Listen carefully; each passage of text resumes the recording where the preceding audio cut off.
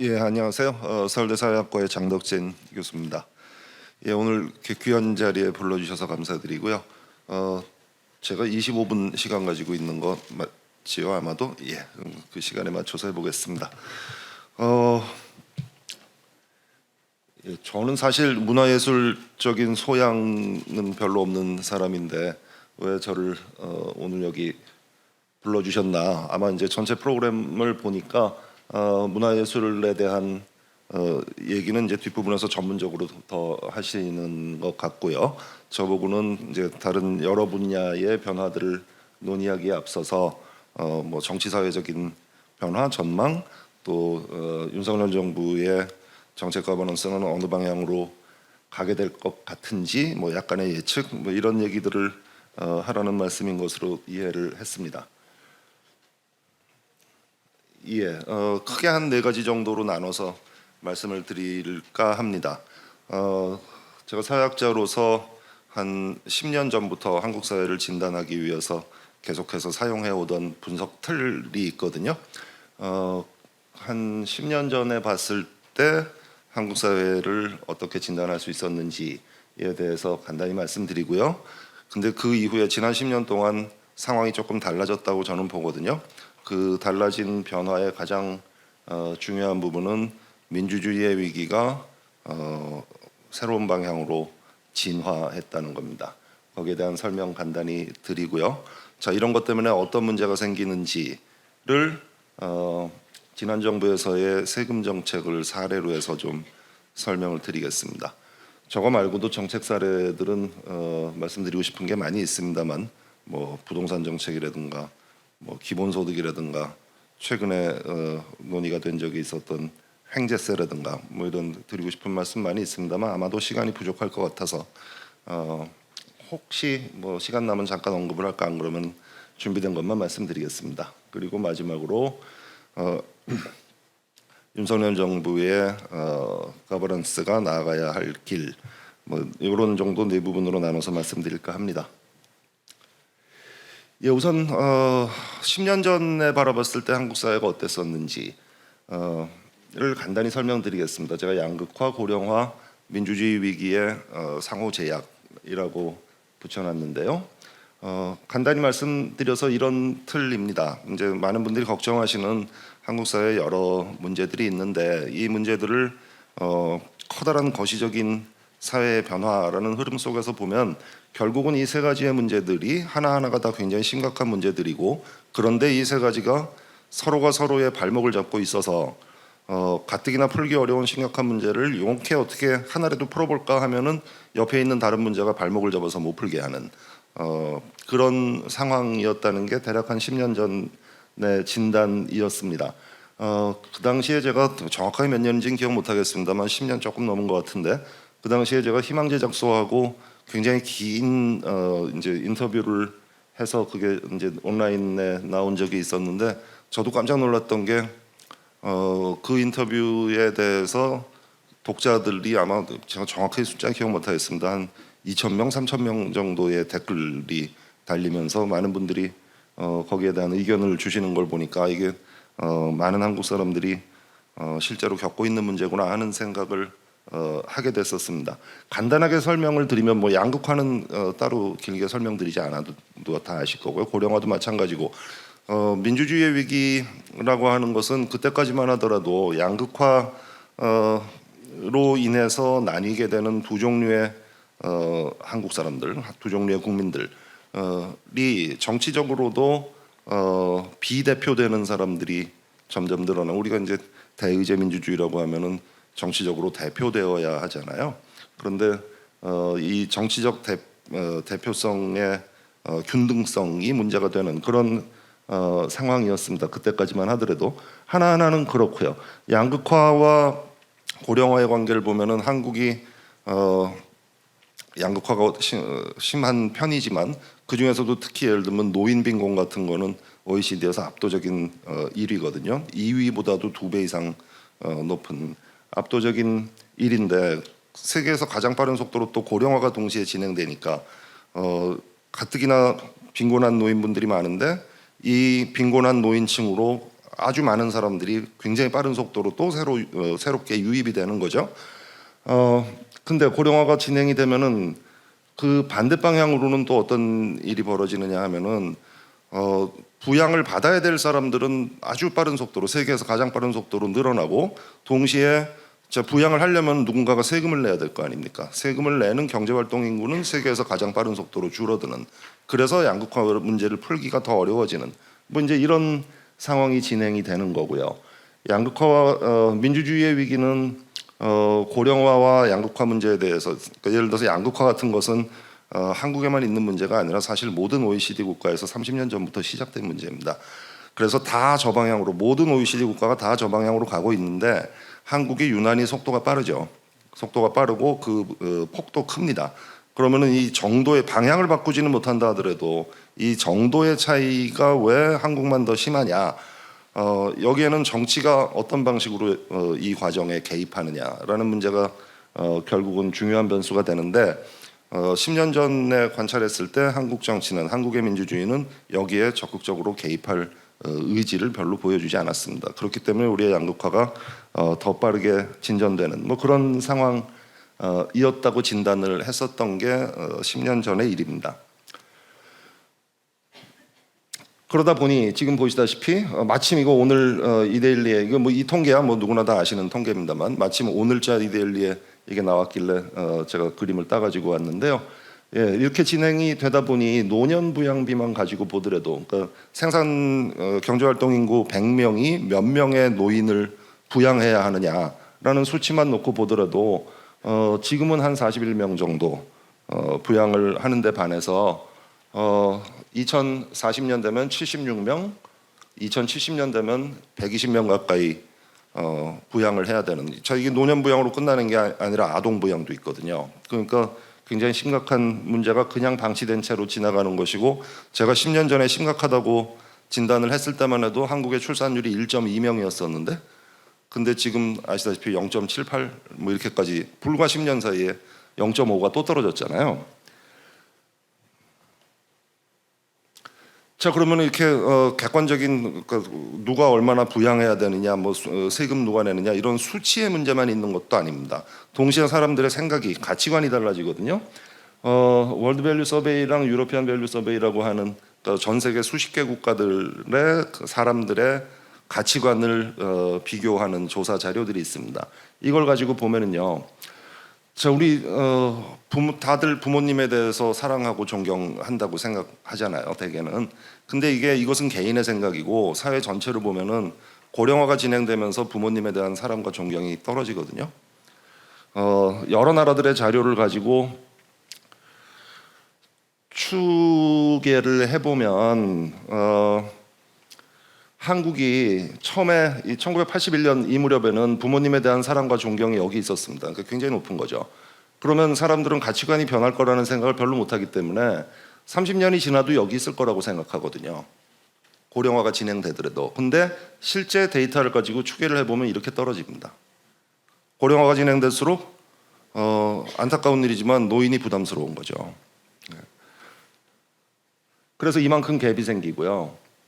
저 갭은 무슨 얘기냐면은 우리가 소위 얘기하는 동아시아 복지 모델이라고 하는 게 사실은 그냥 가족에 의존한다는 얘기인데 가족에 의존할 수 있는 그 부양해야 되는 가족들이 노인을 부양하려고 하는 의지가 적어도 30% 이상 떨어진다는 얘기입니다.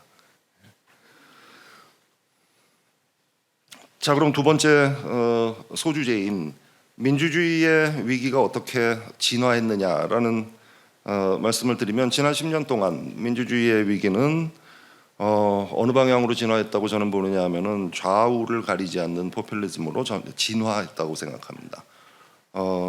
우파 포퓰리즘만 있는 것도 아니고 좌파 포퓰리즘도 있고요. 뭐 어느 쪽이든지 다 있을 수 있고 그게 지금 현실이 돼 있죠. 그러면 포퓰리즘이라고 하는 것은 기본적으로 우리는 보통 뭐 대중을 따라가는 인기에 영합하는 이것이라고 생각하고 있지만 그렇게 하기 위해서는 적을 규정해야 되거든요. 어딘가에 선을 긋고 쟤네들은 나쁜 애들이니까 쟤네들을 혼내주자. 그걸 위해서 여러분이 나를 따라와라. 이게 포퓰리즘이거든요. 그러니까 사회를 양극화시키는 뭐 우파 포퓰리즘이든 좌파 포퓰리즘이든 그렇게 되는데, 자 그러면 우리가 앞에 보여드린 것처럼 부양비는 저렇게 높아지고 노인에 대한 고령화를 예로 들면 노인에 대한 존경이나 사랑은 예전에 비해서 30% 이상 떨어지고, 이런 사회에서 우리가 이런 문제들을 해결하려면 결국 복지국가라고 하는 것은 돈도 돈이지만 동시에 국민들 사이에 사회적 연대 위에 서는 겁니다. 자, 오늘의 중요한 주제가 자유와 연대인데, 그 중에 연대라는 관점에서 보면 포퓰리즘으로 진화했다는 것은 복지국가를 건설할 수 있는 사회적 기반인 연대가 붕괴하고 있다는 것을 의미하는 겁니다. 자, 그러면 구체적인 사례를 좀 들어서 보여드릴까요?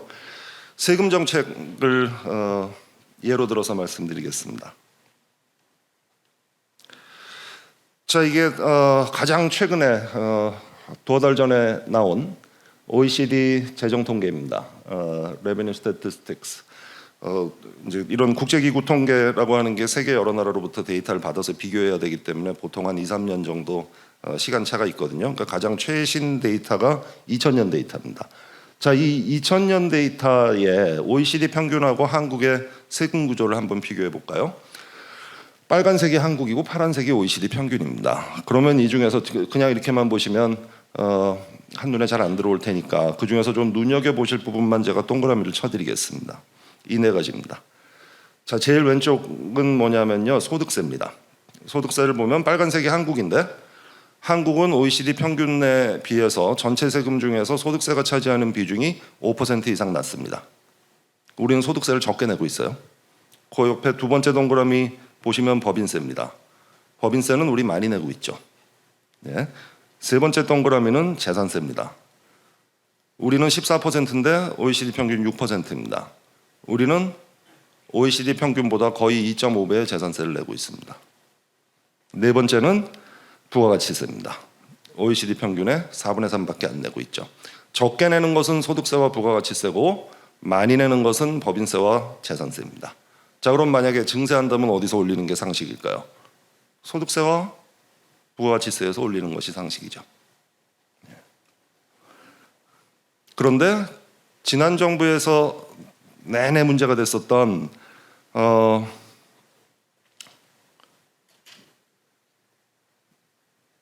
잠시만요. 이 앞에 타이머가 돌아가는 게 1분 40초 남았다고 되어 있는데 이거 맞는 거 아니죠? 제 시계로는 2시 58분에 끝나는 걸로 저는 알고 있습니다. 예. 그러면 지난 정부에서 내내 논란이었었던, 예를 들어서 부동산 관련 세금은 재산세잖아요. 자, 저거를 왜 그렇게까지 올려야 하는 걸까? 소득세도 한국의 소득세 최고세율이 45%거든요. 제가 이런 말씀드리면 별로 인기 없다는 거 저도 알고 있는데 그냥 진실을 말씀드리는 겁니다. 예. 한국의 소득세 최고세율이 45%거든요. 10년 전에 35%였습니다. 10년도 아니고 8년 전에 35%였습니다. 8년 만에 소득세 최고세율이 35%에서 45%가 됐습니다. 45%는 OECD에서 가장 높은 소득세 최고세율이고요. 8년 만에 10%포인트가 오르는 것은 OECD 역사상 신기록입니다. 우리나라 한국에서 45% 소득세 내는 구간은 연소득 10억 원이 넘으면 45%를 내야 됩니다. 주변에 10억 버는 사람 있으면 부러우셨죠? 근데 45% 플러스 지방세 4.5% 하면은 49.5%, 그러니까 10억 버는 사람은 5억을 세금으로 냅니다. 예. 자, 그런데 미국의 소득세 최고 구간이 37%거든요. 바이든 대통령이 대통령 되면서 세금 좀 올리자 그러고 낸 바이든 예산안에서 제안했었던 게 뭐냐면 정말 초부자들은, 우리 지금 코로나 때문에 형편도 어렵고 하니 정말 초부자들은 우리도 45%까지 올려보자라는 게 바이든의 희망사항이었습니다. 그 구간에 들어가려면 연간 소득이 300억이 넘어야 됩니다. 우리는 10억 넘으면 45% 내거든요. 자, 그러니까 적어도 한국의 부자들이 미국의 부자들보다는 훨씬 더 사회적인 기여를 하고 있다는 뜻이죠. 자, 우리 중부담 중복지 얘기 많이 하지 않습니까? 대선 때 되면은 대부분의 대선 후보들이 고부담 고복지는 너무 비용 들어가니까 중부담 중복지 합시다 그러잖아요. 자, 말은 쉽습니다. 중부담 중복지를 이름을 중부담 이렇게 해놓으니까 별로 부담스럽지 않은 것 같잖아요. 자, 중부담하기 위한 비용을 제가 한번 계산을 해봤습니다. 2019년을 예로 들어서 GDP 대비 한국의 공적사회 지출이 12.2%였거든요. OECD 꼴찌에서 네 번째였습니다. 자, 중부담이라고 하려면 OECD 평균은 돼야 되겠죠. GDP 대비 20%가 OECD 평균입니다. 최고가 30%고요.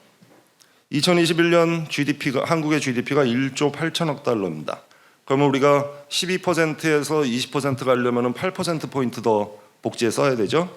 저 GDP의 8%면 1,440억 달러, 약 170조 원입니다.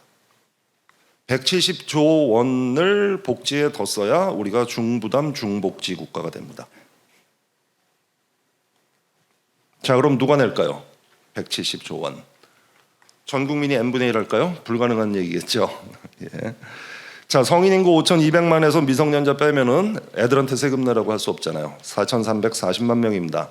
n분의 1 하더라도 한 사람당 392만 원씩 더 내야 됩니다. 가구당이 아니라 한 사람당 392만 원씩 더 내야 됩니다. 내시겠어요? 불가능한 일이죠. 예.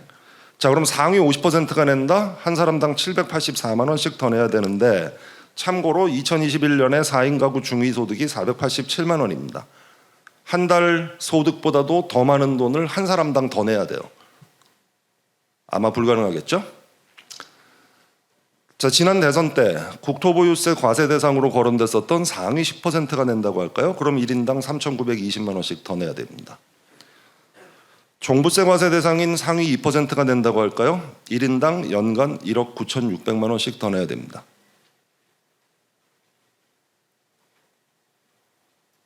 세금 다 합쳐서 1억 9,600이 아니라 기존에 내던 세금 다 내고 추가로 한 사람당 1억 9,600씩 더 내야 우리가 중부담 중복지를 할 수 있습니다. 자, 30억 자산가가 저 세금을 내면 10년 후에 어떻게 될까요? 본인이 복지 혜택을 받지 않으면 살 수 없을 겁니다. 그러겠죠? 중부담 중복지라는 게 이렇게 쉽게 얘기할 수 있는 게 아니더라고요. 자, 지금까지 세금 누가 내고 있나? 우리나라 우리 상위 1% 얘기 많이 하잖아요. 대개는 비판적인 맥락에서 하죠. 우리나라 상위 1%가 전체 소득세의 41.3%를 냅니다. 상위 5%는 65.1%를 냅니다. 자, 그러면 많이 버니까 당연히 많이 내지, 소득 있는 곳에 세금 있다라고 보통 얘기하죠. 상위 5%의 소득은 전체 소득의 24.8%입니다. 24.8% 벌고 65.1% 냅니다. 물론 누진적으로 내니까 버는 것보다 더 많이 낼 수 있죠. 그러나 적어도 비판받을 일은 아닌 것 같죠. 저 수치를 보면 비난받아야 될 사람들은 아닌 것 같죠. 상위 10%가 전체의 77%를 내고요. 상위 20%가 89%를 냅니다. 소득세의 경우에 현실적으로 상위 20%가 내고 나면은 소득세 걷는 거는 끝났다고 보셔도 됩니다. 조세 미달자, 소득세를 한 푼도 안 내는 분들 전체의 37% 700만 명입니다. 물론 소득이 아주 적은 분들한테 세금을 내시라고 할 수 없습니다. 그러나 OECD에서 조세 미달자 평균은 10 내지 15%인데 한국은 37%입니다. 그건 좀 이상하죠. 왜 세금 안 내는 사람이 이렇게 많을까? 소득세 최고세율 인상 속도는 제가 앞에서 말씀드렸고요. 자, 소득 상위자는 나름 세금을 많이 냅니다. 근데 그렇다고 불평등이 많이 좋아졌다고 느끼시나요?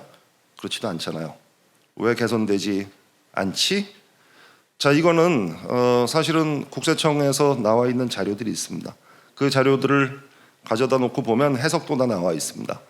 OECD의 세금 정책의 기조는 기본적으로 세원을 넓게 잡고 세율을 낮추는 겁니다.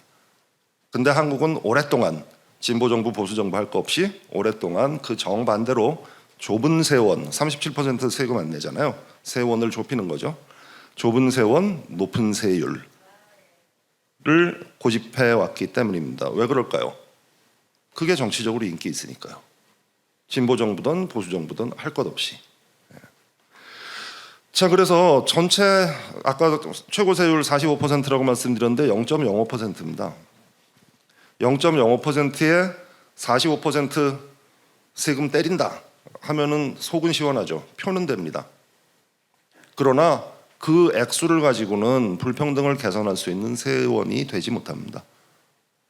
그래서 우리가 흔히 얘기하는 국민 계세주의, 국민이라면 누구나 다 세금을 낸다. 형편이 어렵더라도 다만 100원이라도 낸다. 그래야 형편이 어려운 사람도 100원이라도 내는데 부자들한테 당신은 더 많이 기여를 해주세요 라고 설득할 수 있는 근거가 생기고 국민들 사이에 사회적 연대가 생기죠. 근데 그동안 실질적으로 효과도 없는 상징적 조세, 부자들한테 많이 내라고 한다라는 상징적 조세만 남발해왔기 때문에 소득 상위자는 세금 많이 내고 비난도 받고 소득 하위자는 뭔가 문제가 개선될 것 같은데 아무리 기다려도 개선 안 되는 희망 고문만 당하는 그런 상황이 오랫동안 지속되어 왔고 지난 몇 년간 세금 정책, 부동산 정책이 우리가 가야 할 방향과 정반대로 역행함으로써 복지국가를 건설하기 위한 사회적 연대의 기반은 굉장히 많이 붕괴되었다는 것이 제 생각입니다. 세금이라고 하는 것은 국가 권력이 개인의 삶을 아주 난폭하게 침해하는 방식이거든요. 그래서 가장 민주적인 방식으로 이루어져야 하는 것이고 그래서 세금이 단순히 돈의 문제가 아니라 민주주의의 문제라는 겁니다. 자, 그러면 이런 문제들을 해결하기 위해서 윤석열 정부의 거버넌스가 나아가야 될 길이 뭔지만 말씀드리고 끝내겠습니다. 제가 10년 전에 앞에 말씀드린 그런 진단을 하면서 썼었던 논문에 나오는 그림입니다. OECD 모든 국가들의 30년치 데이터를 가져다 놓고 그 국가들의 여러 지표들 중에서 가장 핵심이 되는 19개의 지표들을 집어넣어서 국가의 운명을 결정하는 요인이 무엇인지를 두 개의 축으로 뽑아낸 그런 연구입니다. 크게 봐서 두 가지입니다. 세로 축은 뭐 사회복지 지출 규모, 재정 수지 균형 뭐 이렇게 써 있는데 한마디로 간단히 말해서 그냥 복지 지출이라고 생각하셔도 됩니다. 가로축이 정책 거버넌스입니다. 그 나라의 정책이 어떤 방식으로 만들어지느냐입니다.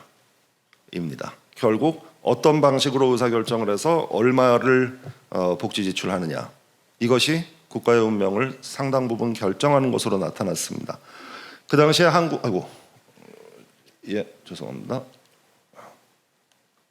그 당시에 한국은 여기 있었습니다. 거버넌스는 별로 안 좋은데 근데 복지 지출 자체를 워낙 적게 했기 때문에 크게 문제될 것은 없는 그런 상황이었죠. 저게 계속 머물러 있을 수도 있습니다만 사실은 머물러 있을 수 없습니다. 왜냐하면 우리의 고령화 속도가 워낙 빠르기 때문에 거버넌스를 개선하지 않은 상태에서 저기 계속 머물러 있게 되면 당연히 복지 지출은 늘어나겠죠. 노인 숫자가 빠른 속도로 늘어나니까. 그럼 가만히 있으면은 위로 점점 끌려 올라가서 이 위로 올라가게 되거든요. 이 위가 포르투갈, 이태리, 그리스, 스페인, 옛날에 우리 유로존 경제 위기 때 피그스, 남유럽의 돼지들이라고 불렀던 나라들이 모여 있는, 즉 거버넌스가 안 좋은 상태에서 복지 지출만 많이 하는, 언제나 경제 위기에 가장 먼저 노출되는 나라들이 모여 있는 아주 위험한 지역입니다. 한국은 가만히 있으면 일로 끌려 올라가요. 지난 몇 년 동안 원래 있었던 자리보다 조금 더 위로 올라가 있는 상태죠, 지금. 자, 그럼 저기서 벗어나야 됩니다. 두 가지 길이 있습니다. 하나는 거버넌스도 개선하고 복지 지출도 늘리면서 우상단으로 점프하는 방법이 있습니다. 북유럽 복지 국가들이 저기 있습니다. 그런데 앞에 세금 정책 예로 들어서 보여드렸던 것처럼 지출은 늘어났는데 이걸 늘리는 방식은 전혀 개선되지 혹은 관점에 따라서는 개악됐다고 저는 봅니다. 그래서 사회적 연대의 바탕이 깨졌기 때문에 이리로 가는 길이 상당 부분 10년 전에 비해서 막히게 된 것이 아닌가 생각하고요. 그렇다면 지출이 늘어나는 것을 최소화하면서 오른쪽으로 빠져나오는 방법이 있죠. 미국, 캐나다, 영국 같은 소위 영미권 국가들의 길입니다. 윤석열 정부의 정책 거버넌스를 저는 뭐 편들어서 칭찬하고 싶은 생각도 없고 공연히 비난하고 싶은 생각도 없습니다. 그리고 아직까지 결정되지 않았다고 생각하는데요. 흔히들 얘기하는 것처럼 뭐 무슨 공화국이다 뭐다 하는 거는 저는 아무 의미 없는 얘기라고 생각하고요. 뭐 정치적인 수사겠죠. 앞으로 어떻게 될지도 정확하게 모르겠습니다만 만약에 윤석열 정부 거버넌스의 변화가 좋은 방향으로의 변화, 의미 있는 변화를 만들어낸다면 여기서 오른쪽으로 빠져나오는 역할, 거버넌스 정책 결정이 과거보다 훨씬 더 투명하고 효율적이고 합리적이고 증거 기반에 의해서 이루어질 수 있도록, 규칙에 따라서 이루어질 수 있도록 하는 기틀을 만약에 만들 수 있다면 그럼 굉장히 중요한 업적을 남길 수 있다고 생각합니다. 그러나 다른 유혹도 있겠죠. 지난 정부에서 좌파 포퓰리즘으로 질주했는데 지지층 생각하고 뭐하고 하면은 반대 방향으로 우리도 질주해야 되는 거 아닌가, 그런 유혹 얼마든지 있을 수 있겠죠. 선거도 다가오고 그러면 여기서 오른쪽으로 빠지지 못하겠죠. 그러면 또 역사적인 비판의 대상이 될 것이고요. 그러나 뭐 나라를 위해서 좋은 방향으로 갈 수 있기를 저로서는 희망하고요. 그렇다면은 이 방향으로 가는 것이 아마도 윤석열 정부 거버넌스에 나아가야 할 길이 아닐까 이렇게 생각합니다. 이것으로 마치겠습니다. 고맙습니다.